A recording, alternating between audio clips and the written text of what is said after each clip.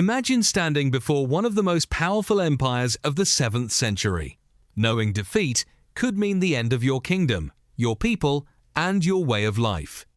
Yet instead of surrendering, one woman united divided tribes, defeated a massive invading army, and became one of Africa's greatest warrior queens. This is the incredible story of Queen Dihya, also known as Kahina. Queen Dihya was an Amazigh, also known as Berber, ruler from the Ores Mountains in present-day Algeria. She lived during the late 7th century, a period when the Umayyad Caliphate was rapidly expanding across North Africa after conquering much of the Middle East. After the death of the Amazigh leader Qusaila, many tribes needed a strong leader to defend their homeland. Dihya rose to the challenge. Known for her intelligence, courage, and military skill, she united rival tribes under one banner, a remarkable achievement in itself. Her enemies called her Al-Kahina, meaning the seer or the prophetess, believing she possessed extraordinary wisdom and could predict events. Whether this was true or simply a reflection of her strategic brilliance remains part of her legend.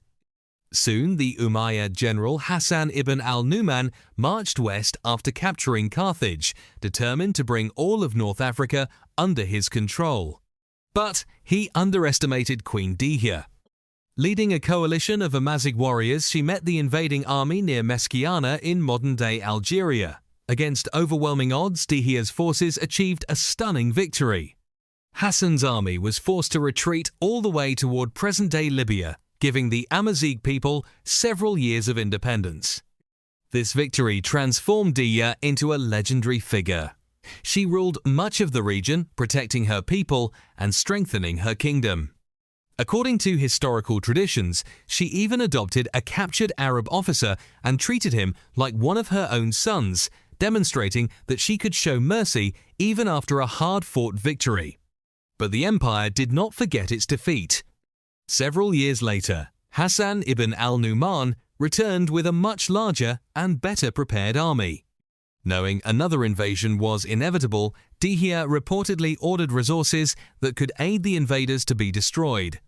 Some historians believe this scorched earth strategy weakened local support for her rule, though accounts differ and remain debated. In the final battle, despite fierce resistance, Dihya's forces were overwhelmed. Rather than flee, she fought until the very end, dying around the beginning of the 8th century. Her death marked the collapse of organized Amazigh resistance against the Umayyad conquest in that region.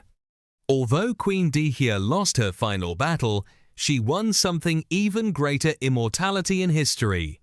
Today, she is remembered across North Africa as a symbol of courage, freedom, and resistance.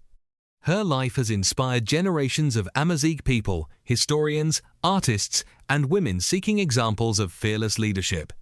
More than 1,300 years later, the story of Queen Dihya reminds us that true greatness is not measured only by victory, but by the courage to stand for your people against impossible odds.